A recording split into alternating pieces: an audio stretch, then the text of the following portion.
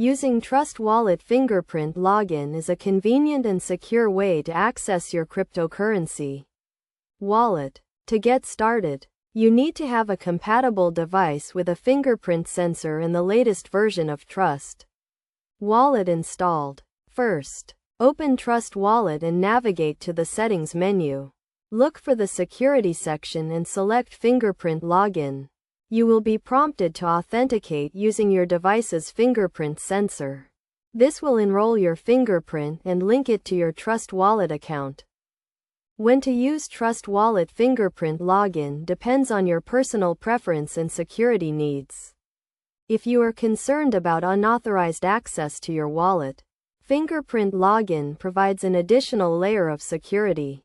It is also useful when you want to quickly and easily access your wallet without having to enter a complex password. Best practices for using Trust Wallet Fingerprint Login include making sure your device is secure and up to date, using a unique and complex password for your wallet, and being cautious when using public devices or public networks. It is also important to note that Fingerprint Login is not foolproof and can be vulnerable to certain types of attacks. Therefore, it is essential to use it in combination with other security measures, such as two-factor authentication and a secure password.